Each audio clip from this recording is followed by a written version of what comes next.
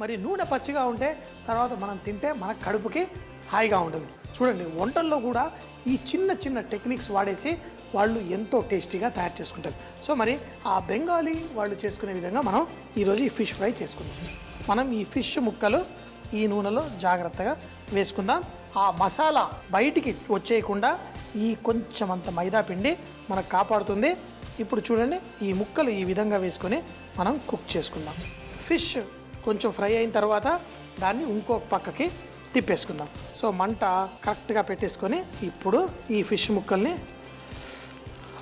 ఇంకో పక్కన కూడా ఇలా చేసేసుకుందాం. పర్ఫెక్ట్గా రెడీ. ఈ ముక్కలు మంచి మసాలాగా పర్ఫెక్ట్గా ఉంటాయి. ఇందులో మనం కొబ్బరి వేసాం, కరివేపాకు వేసాం. ఇప్పుడు అదే కరివేపాకు నేను చక్కగా ఫైన్ చేసి చూపిస్తే మీ కరివేపాకు దీని నుంచి అంతా సపరేట్ అయిపోతుంది. అలా కాకుండా ఇలా కూడా టెక్నిక్ చూపించాను. మరి ఈ ఫిష్ కుక్ అవ్వడానికి ఎక్కువ టైం పట్టదు. ఒక 2-3 నిమిషాలు రెండు పక్కలా కుక్ చేసేసుకుంటే పర్ఫెక్ట్గా కుక్ అయిపోతుంది. ఇలా చక్కగా మసాలా పట్టుకున్నప్పుడు ఆ ముక్క తినేటప్పుడు మంచిగా మసాలాదారుగా బ్రహ్మాండంగా ఉంటుంది. సో మరి ఇంకా కొంచెం ఫ్రై అవుతే రెడీ టు సర్వ్.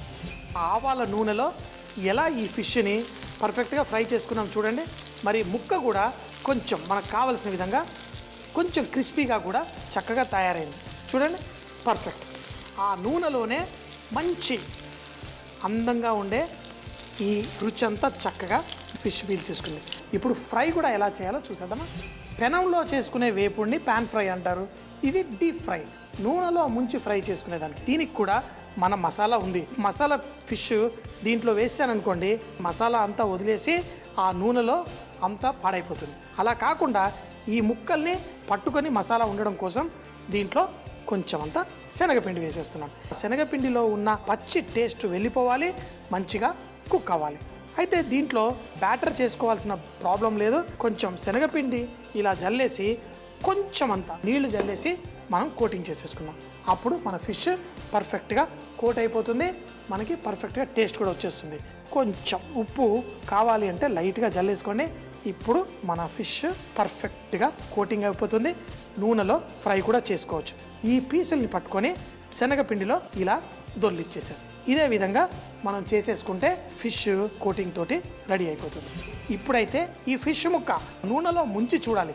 ఒకవేళ మసాలా బయటకు వచ్చేస్తుంది అనుకోండి, ఈ ఫిష్ని మరింతగా ఇలా దొర్లించి మనం పెట్టుకోవాలి. మసాలా అంతా చక్కగా పట్టింది.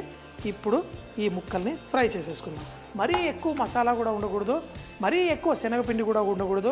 పర్ఫెక్ట్గా ఇదేదో బాబులు చక్కగా కూర్చుంటే తినేం ఫిష్ అనుకోకండి. ఇంట్లో అన్నంతో పాటు కూడా తినొచ్చు, అంచుకు తినొచ్చు. ఎలా తిన్నా ఈ రోవు ఫిష్ బాగుంటుంది. చాలా టేస్టీ ఫిష్ని ఎంతో బ్రహ్మాండంగా 2 రకాలుగా చూపించేశాను. మరి మీరు కూడా చేసేసుకుంటారు కదా. మన ఫిష్ ముక్కలు పర్ఫెక్ట్గా ఫ్రై అయిపోయాయి. ఈ రోవు ఫిషే కాదు, చిన్న చిన్న ఫిష్లు దొరికే వాటికి కూడా ఈ విధంగా మసాలా పెట్టి ఫ్రై చేసుకోవచ్చు. చూడండి, ఒక పక్క పాన్ ఫ్రైడ్ ఫిష్, ఇటు పక్క డీప్ ఫ్రైడ్ ఫిష్. అయితే డీప్ ఫ్రైడ్ ఫిష్కి కొంచెం స్ట్రెంత్ ఎక్కువ ఉంటుంది, ఆ ముక్కలు తొందరగా ఇరగవు. ఈ రెండింటి మధ్యలో శాంతి పరచడం కోసం కొంచెం నిమ్మకాయ పెట్టేసుకుందాం. గ్రేవీ కరెక్ట్గా ఉండాలి, రొయ్యలు కరెక్ట్గా ఉండాలంటే చాలా సింపుల్ బెస్ట్ టెక్నిక్ ఏంటి, కొంచెం నూనె తీసి ఫస్ట్ రొయ్యలు సాటే చేద్దాం. ఈ రొయ్యలు సాటే చేసిన తర్వాత ఈ రొయ్యల్లో నుంచి ఈ నూనెలోకి మంచి సువాసన వచ్చేస్తుంది. ఈ రొయ్యల నూనెలోనే మన ఎండుమిరపకాయల తాలింపు వేసేసుకుందాం. ఎండుమిరపకాయలు తుంచి ఇందులో వేసి ఈ నూనెలో లైట్గా కుక్ చేసుకుందాం. ఈ లోపల ఈ నూనె కూడా కొంచెం వేడెక్కుతుంది, ఎందుకంటే మంట ఫుల్గా పెట్టాం. ఇందులో ఆవాలు వేసి లైట్గా కలిపేసుకుందాం. ఈ ఆవాలు చిటపట్లు ఆడే లోపల మనం ఉల్లిపాయల్ని కూడా కట్ చేసేసుకొని ఇందులో వేసేసుకుందాం. చూడండి, ఆవాలు చిటపట్లు ఆడుతున్నాయి. ఇందులో జీలకర్ర కూడా వేసుకుందాం. అలాగే మన కరివేపాకు, రొయ్యలు వేసిన చోట కొంచెం కరివేపాకు ఎక్కువ పడ్డా పర్లేదు. ఉల్లిపాయల్ని కూడా వేసి ఈ ఉల్లిపాయలు వేగుతున్నప్పుడు మనం కొంచెం అంతా ఇందులో ఉప్పు వేసేసుకుందాం. ఇప్పుడు మన దగ్గర ఈ టమాటాలు వేసి మంచి గ్రేవీ చేయాలి. అలాగే కొబ్బరి పాలు కూడా, ఈ టమాటాలను కూడా మిక్సీలో వేసి ఫైన్గా పేస్ట్ చేసి వేసుకోవచ్చు, లేదంటే ముక్కలుగా కట్ చేసి కూడా వేసుకోవచ్చు. కానీ మీకు ఒక మంచి గ్రేవీ చూపించడం కోసం 2 టమాటాల కల్లే 1 టమాటా అయినా పేస్ట్ చేసేసి వేసుకుందాం. ఈ ఉల్లిపాయలు కొంచెం వేగిన తర్వాత దీంట్లో పసుపు అంటే ఫిష్ రొయ్యలు ఏదైనా పసుపు వేసుకుంటాం కదా, అలాగే అల్లం వెల్లుల్లి ముద్ద దీన్ని కూడా వేసి లైట్గా మనం వేయించేసుకుందాం. కొబ్బరి పాలు చాలామంది లాస్ట్లో వేసుకుంటారు. కొబ్బరి పాలు వేసిన తర్వాత మరీ ఎక్కువసేపు కుక్ చేయకుండా ఉంచుతారు. ఎందుకంటే ఆ కొబ్బరి పాలలో ఉన్న స్వీట్నెస్, ఆ తీపి మరీ ఎక్కువగా కుక్ చేస్తే కూడా దాన్ని తగ్గుతుంది. అందులో లేత కొబ్బరితో చేసిన ఈ పాలని మరి లాస్ట్లో వేసుకున్న ముందు ఇందులో మన టమాటా ప్యూరీ కూడా వేసేసుకుందాం. ఈ టమాటా ప్యూరీ వేసి ఇప్పుడు మనం ఇందులో కొంచెం ధనియాల పొడి, కారము, కొంచెం అంత జీలకర్ర పొడి వేసి ఇది గ్రేవీలా తయారు చేసుకుందాం. టమాటాల్లోనే ఆ పచ్చిదనం పోయేంత వరకు కొంచెం కారం, ఇందులో మిరియాల పొడి కూడా వేసుకుందాం. మిరియాల పొడి, కొబ్బరి పాలు లాస్ట్లో, అలాగే కొంచెం ధనియాల పొడి, కొంచెం జీలకర్ర పొడి. ఈ పొళ్ళు గ్రేవీ అవ్వడానికి ఉపయోగపడతాయి, కానీ దీంట్లో రుచినిచ్చేది ఆ కొబ్బరి పాలు, మిరియాలు కాబట్టి ఇందులో నీళ్లు పోసి మనం దీన్ని గ్రేవీలా తయారు చేసుకుందాం. మన టమాటో ప్యూరీ అన్నీ చక్కగా కరిగిపోయి మంచి గ్రేవీ రెడీ అవుతుంది. ఇప్పుడు దీన్ని మంచిగా మసలనిచ్చిన తర్వాత దాంట్లో ఆ కొబ్బరి పాలు వేయడం వల్ల మంచి సిల్కీ గ్రేవీ వస్తుంది. అప్పుడు రొయ్యలు కూడా వేసుకుందాం. సో మరి దీన్ని ఒక 4 నిమిషాల పాటు చక్కగా మసలనిద్దాం. ఆ ధనియాల పొడి, జీలకర్ర పొడి, కారపొడి కూడా అలా నీళ్ళల్లో ఉడికినప్పుడే చక్కగా కుక్ అవుతుంది. కొంచెం ఉడికిన తర్వాత ఉప్పు కూడా ఆల్మోస్ట్ సరిపోయింది. ఇందులో మిరియాల పొడి, అలాగే మన జీడిపప్పు పొడి కొంచెం వేసి ఈ పలసగా ఉన్నదాన్ని కొంచెం చిక్కపరుద్దాం. ఇలా వేసేసుకొని దీన్ని కలిపి, అయితే ఈ జీడిపప్పు పొడి నేను మీకు ఎన్నోసార్లు చాలా వంటల్లో కూడా చూపిస్తాను. మాకు హోటల్లో కూడా ఈ జీడిపప్పులో ఏంటి అంటే ఆ పచ్చి వాసన అనేది ఉండదు. కూరల్లో వేస్తే దాన్ని పొడి చేసేసి కొంచెం చిక్కపరచాలి, అంటే గ్రేవీకి చక్కగా వేసుకుంటాం. ఇప్పుడు చూడండి, మరీ చిక్కగా లేదు, కానీ కావలసినంత ఇదిగా వచ్చేసింది. ఇప్పుడు మనం దీంట్లో కొబ్బరి పాలు, అలాగే కొంచెం అంత ఆ పులుపు అందించడం కోసం టమాటా పులుపు కొంచెం వేసాం. ఒకే టమాటా వేసాను, కొంచెం నిమ్మకాయ కూడా వేసుకుందాం. ఇందులో ఈ రొయ్యలు కూడా వేసేసుకుందాం. చూడండి, ఇప్పుడు మన రొయ్యల కూర రెడీ అయిపోతుంది. ఇందులో వేసిన వెంటనే కొబ్బరి పాలు, దీంట్లో అద్భుతమైన రుచి, టేస్ట్ పర్ఫెక్ట్గా వచ్చేస్తుంది. దీన్ని మరీ ఎక్కువ బాయిల్ చేయకూడదు, ఒక్క బాయిల్ వచ్చేస్తే సరిపోతుంది. దీంట్లో కొంచెం నిమ్మరసం కూడా వేసేసాను. ఇప్పుడు ఒక్క బాయిల్ రాగానే దీంట్లో కొత్తిమీర వేసేసి మూత పెట్టేద్దాం.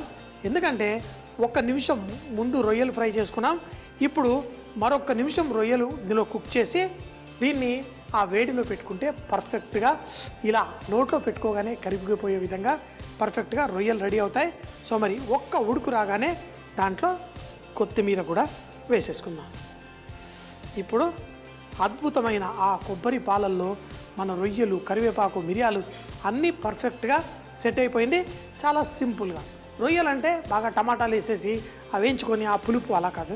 రొయ్యలు తినేటప్పుడు పర్ఫెక్ట్గా ఉండాలి. ఎన్నో విధాలుగా మనం కూరలు చేసుకోవచ్చు. చూశారు కదా, ఎంతో సింపుల్ అండ్ ఈజీ మెథడ్లో మన రొయ్యల కూర ఆ కొబ్బరి పాలతో రెడీ అయింది. దీన్ని వేసుకొని అన్నంలో కలుపుకొని తింటుంటే అసలు ఉంటుంది చూడండి దాని మజా. ఇప్పుడు లైట్గా ఉడికొచ్చేసింది, మూత పెట్టేస్తాను, స్టవ్ కట్టేస్తాను, అంతే. అందులో కొంచెం సేపు ఒక 5-10 నిమిషాలు ఆ రొయ్యలు అందులో చక్కగా ఉంటే ఆ జ్యూసెస్ అన్నీ పీల్చుకొని మంచి టేస్ట్ వస్తుంది. తగినంత ఉప్పు పర్ఫెక్ట్గా ఉంది.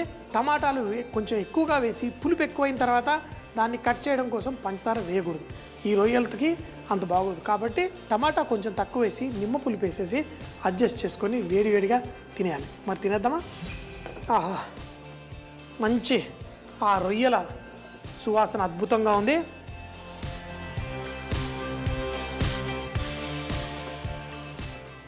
రెడీ కదా, దీంతో అన్నం కలుపుకొని తినేద్దామా? మరి గ్రేవీగా ఉందనుకోండి, ఫస్ట్ ఇలా గుంటలా చేసుకొని దాంట్లో మొత్తం పోసేసుకుందాం.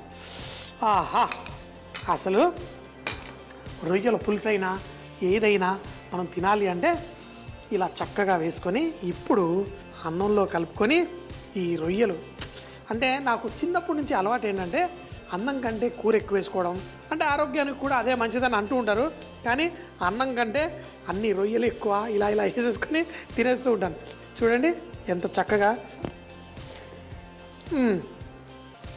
రొయ్యలు ఇలాంటివి చేసుకున్నప్పుడు కొంచెం చారులా చేసుకొని ఈ ముక్కలు పర్ఫెక్ట్గా ముందు ఫ్రై చేసుకున్నాను, దీంట్లో లాస్ట్లో వేసా, దీంట్లో రుచి అంతా బయటకు వచ్చింది.